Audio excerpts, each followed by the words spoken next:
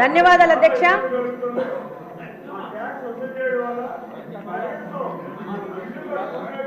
ధన్యవాదాలు అధ్యక్ష, ఈ అవకాశం నాకు ఇచ్చినందుకు.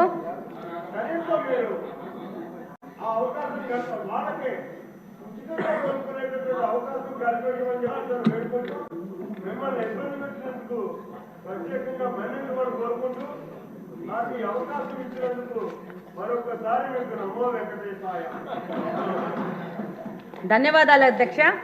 ఈరోజు ఈ బడ్జెట్ సందర్భంగా ఈ అవకాశం ఇచ్చినందుకు. వెనుకబడిన ప్రాంతం రాయలసీమ ప్రాంతం, అది కడప నియోజకవర్గం నుంచి వచ్చాను.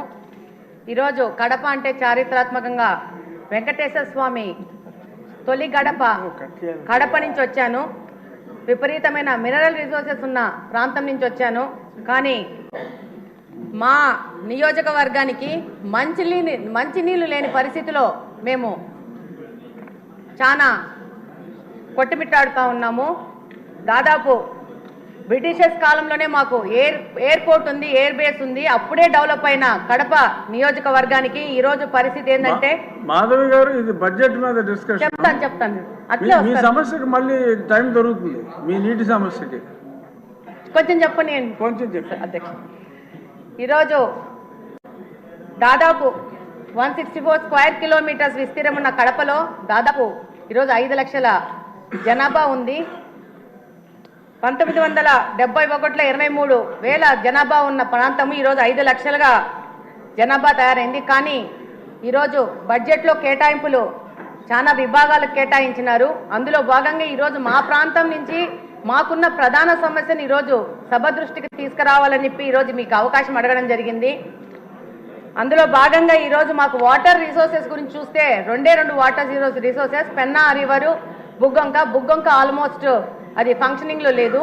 పెన్నా రిసోర్సెస్ వస్తే, పెన్నా రివర్కి వస్తే 2 Gandi water works, Lingampalli water works నుంచి మాకు నీళ్ళు వస్తున్నాయి. దాదాపు కరువు పీడిత ప్రాంతం వల్ల దాదాపు ఏ డివిజన్లో కూడా 3 నుంచి 4 రోజులకు గాను ఒక్కసారి నీళ్ళు ఇవ్వలేని పరిస్థితిలో కడప నియోజకవర్గం నడుస్తూ ఉంది.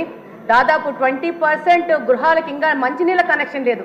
మేము కార్పొరేషన్ దాదాపు 20 సంవత్సరాలని కార్పొరేషన్గా ఏర్పడి 20 సంవత్సరాల నుంచి 10 సంవత్సరాలు కాంగ్రెస్ పార్టీ, 10 సంవత్సరాలు వైసీపీ పార్టీ, కార్పొరేషన్ అక్కడున్న శాసనసభ పక్షగా వాళ్లే ఉంటూ గవర్నమెంట్లో లాస్ట్ 5 సంవత్సరాల నుంచి అదే పార్టీ ఉన్నా కూడా పూర్తి నిర్లక్ష్యానికి గురైంది. ఈరోజు ఈ బడ్జెట్ సందర్భంగా ఈ యొక్క సమస్యను మీ ద్వారా ప్రభుత్వ దృష్టికి, మిగతా సభ్యుల దృష్టికి తీసుకుపోవాల్సిన అవసరం ఉంది. కార్పొరేషన్ అని చెప్పుకోవడమే కానీ కార్పొరేషన్లో మంచినీళ్ళు ఇవ్వలేని పరిస్థితిగా కడప నియోజకవర్గము ఈరోజు ఉంది. ఈరోజు దాదాపు 95% రామనాయుడు గారు ఆవిడ సమస్య వినండి సార్ కొంచెం. అవును అన్న, వినండి అన్న.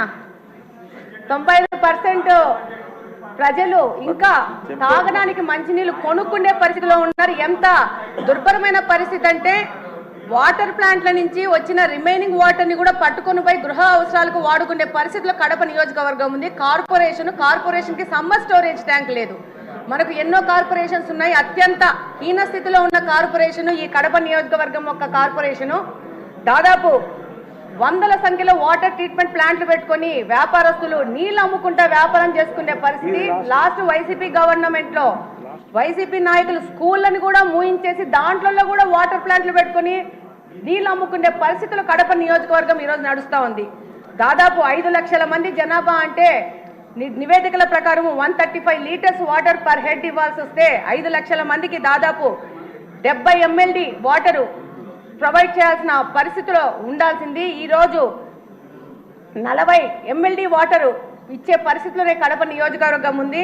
దాదాపు 1943లో గండి వాటర్ వర్క్స్లో బ్రిటిషర్స్ వాళ్ళు అప్పుడు 10-20 వేల జనాభాకు 12 MLDలో ఒక ఇన్ఫ్లేషన్ వెల్స్ కట్టే అదే ఇన్ఫ్లేషన్ వెల్స్ ఈ రోజుకు 2024వ సంవత్సరంలో కూడా అదే 12 MLD ఇన్ఫ్లేషన్ వెల్ ఇచ్చే వెల్నే వాడుకుంటూ కడపకు నీళ్ళు ఇచ్చుకుంటున్నాము.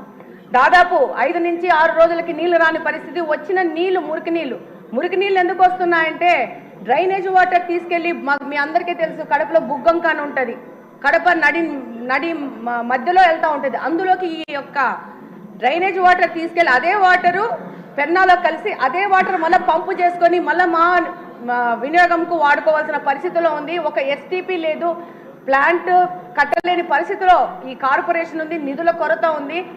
డెఫినెట్గా ఈ యొక్క పాత గవర్నమెంటు అంతకుముందు సోమశిల బ్యాక్ వాటర్స్ అనే ఒక పథకాన్ని ప్రకటించినారు కాంగ్రెస్ వాళ్ళ టైంలో, అది క్యాన్సిల్ అయిపోయింది. మళ్ళా తర్వాత మన తెలుగుదేశం ప్రభుత్వం ఉన్నప్పుడు 2018లో లింగంపల్లి మీద ఒక చెక్ డ్యామ్ కట్టాలని అప్పుడున్న ఇన్ఛార్జ్ శ్రీనివాస్ రెడ్డి గారు ప్రపోజల్ చేస్తే దానికి శాంక్షన్ చేశారు ఇరిగేషన్ మినిస్టర్ గారు.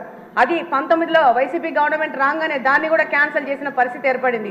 ఆ తర్వాత 19 నుంచి 24వ సంవత్సరం వరకు వైసీపీ పార్టీ నుంచి గెలిచిన ఎమ్మెల్యేలందరూ రకరకాల ప్రాజెక్ట్స్ తీసుకొని వచ్చారు ప్రచారంలోకి. అందులో భాగంగా జిఎన్ఎస్ఎస్ ఎర్ర చెరువు అని చెప్పేసి ఒక ప్రాజెక్ట్ తీసుకొని వచ్చినారు. దాంతో పాటు ఒక్క నిమిషం అని అయిపోయింది, 1 minute అయిపోయింది. ఆ తర్వాత మళ్ళా మైలవనం నుంచి నీళ్ళని చెప్పి అదొక ప్రాజెక్ట్ తీసుకొచ్చారు, అది లేదు. మొత్తం పైపులన్నీ తీసుకొచ్చేసి ఆ యొక్క మా కడపలో పెద్ద పెద్ద పైపులు పడి ఉన్నాయి, దాని ద్వారా నిధుల దుర్వినియోగం జరిగింది. ఇప్పుడు కడప నియోజకవర్గం నుంచి నా యొక్క ముఖ్య వినతి ఏంటంటే మాకు మంచినీళ్ళు ఇవ్వండి అంతే, ఏవి అడగట్లేదు, టీవీలు అడగట్లేదు, ఫ్రిడ్జ్లు అడగట్లేదు, మాకు మంచినీళ్ళు కావాలని సభాముఖంగా కోరుకుంటున్నాను. ఇదొక కడప నియోజకవర్గంలోని ప్రజలందరి బాధను ఈ సందర్భంగా ఈ యొక్క సభ దృష్టికి తీసుకొస్తూ దానికి సంబంధిత మంత్రులు, ఇరిగేషన్ మంత్రులు గారికి, అలాగనే మున్సిపల్ మంత్రులు గారికి, ముఖ్యమంత్రి గారికి ఈ విషయం ప్రత్యేకంగా చెప్పాల్సిన అవసరం ఉంది. మా కడప నియోజకవర్గం 2 ముఖ్యమంత్రులను ఇచ్చింది. 2 ముఖ్యమంత్రుల యొక్క నిర్లక్ష్యానికో మరి వాళ్లకు కడప అంటే చిన్న చూపో, కడప హెడ్ క్వార్టర్స్ లో మంచినీళ్ళు లేని పరిస్థితిలో కడపను తీసుకొచ్చినారంటే చాలా దౌర్భాగ్యమైన పరిస్థితి. మా కడప నియోజకవర్గం ఒక డిప్యూటీ సీఎం ని కూడా ఇచ్చింది. ఆయనకు అవగాహన రాహిత్యం వల్ల దాదాపు కడప నిర్లక్ష్యం చేసుకుని కడపలో నీళ్లు లేని పరిస్థితి, నీళ్లకు రామాని కొట్టుకునే పరిస్థితికి ఈ రోజు కడపని తీసుకొచ్చారు. డెఫినెట్ గా మంత్రులు గాని, ముఖ్యమంత్రి గాని, సంబంధిత మినిస్టర్లు గాని ఈ యొక్క విషయాన్ని పూర్తిగా మీరు 3 నిమిషాల్లో ముగించమ్మా. ఆదినారాయణ రెడ్డి గారి తర్వాత ఆయనకి ఇద్దాం. అన్న థ్యాంక్ యూ అన్నయ్య అవకాశం ఇచ్చినందుకు. లేడీస్